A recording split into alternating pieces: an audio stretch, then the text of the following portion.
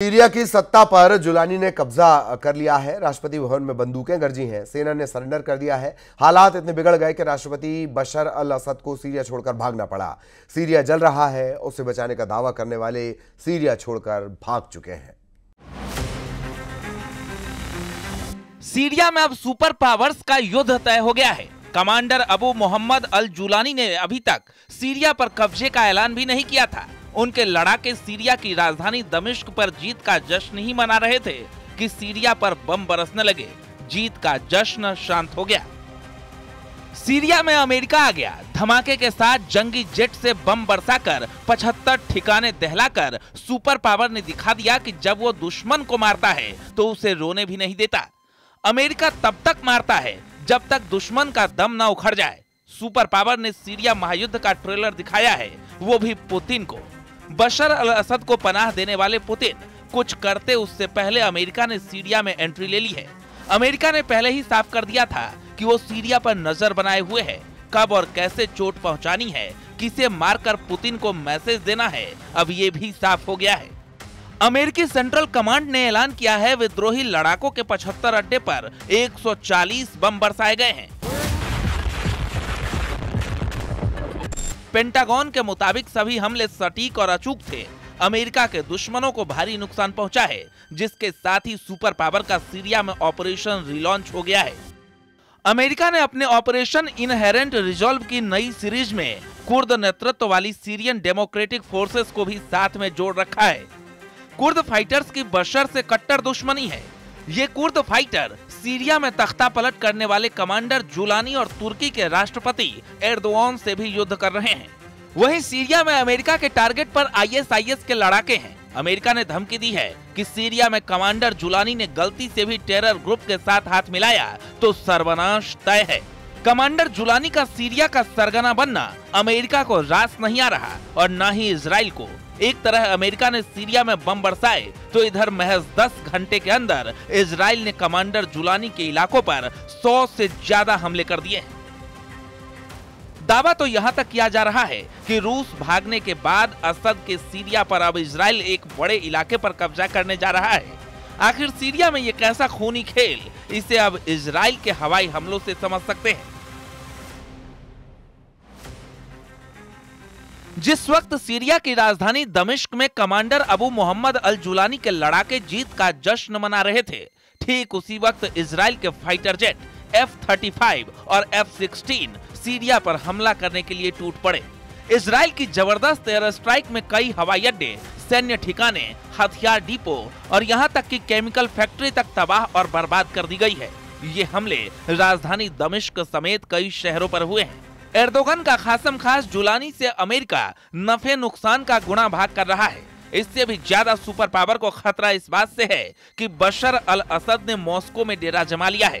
President Putin की शरण में बशर के जाने के मायने समझना मुश्किल नहीं है। रूस ही ऐसा देश है जो बशर को अमेरिका के ताप से बचा सकता है। प्रेसिडेंट पुतिन ही इकलौते लीडर हैं जो दोबारा बशर अल असद की वापसी दमिश्क में करवा सकते हैं।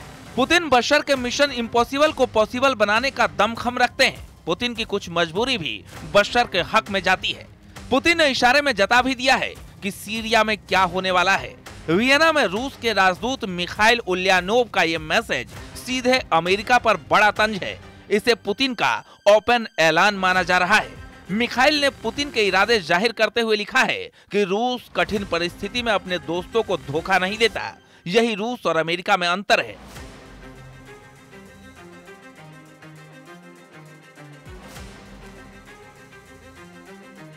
चलिए अब ये वीडियो देखिए। कमांडर जुलानी के लड़ाके जिस जेल का गेट खोल रहे हैं, इसे सीरिया का नर्क लोक कहते हैं।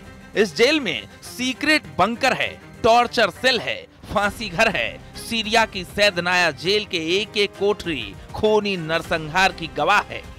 धरती के नीचे 3 तल्ले में फैली इस सुरंगनुमा जेल से जुड़े दिल दहलाने वाले किस्से हैं। कमांडर जुलानी के कट्टर लड़ाके इस जेल को बशर अल असद का बूचड़ खाना भी कहते हैं। साल 1989 में बनाई गई ये जेल 24 आते आते बंद कर दी गई। अब भी इस जेल के कुछ सेल के गेट खुल नहीं रहे हैं। सीक्रेट कोड से लॉक इस जेल से बशर अल असद गुप्त ऑपरेशन की प्लानिंग कर सकते हैं।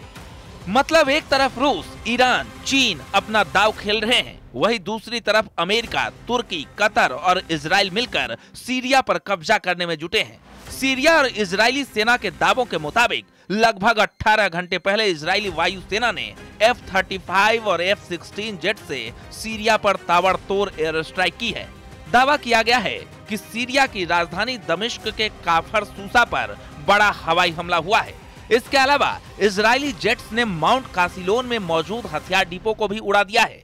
दावा तो यहाँ तक किया गया है कि इजरायली वायुसेना ने F-35 और F-16 जेट से खालखाला एयरबेस को भी उड़ा दिया है। दावा किया जा रहा है इस एयरबेस पर कई तरह की मिसाइलें मौजूद थी जो जुलानी के लड़ाकों के हाथ लग सकती थी। अब सवाल उठता है कि इजरायली सेना सीरिया में इतनी तेजी से हमले कहां और क्यों कर रही है, तो जरा इसे भी समझ लीजिए। सीरिया में विद्रोह हमलों के बाद हुए असद सरकार के पतन के महज 6 घंटे के बाद ही इजराइल ने गोलान हाइट्स के पास सीरियाई इलाकों में अपनी सेना भेज दी।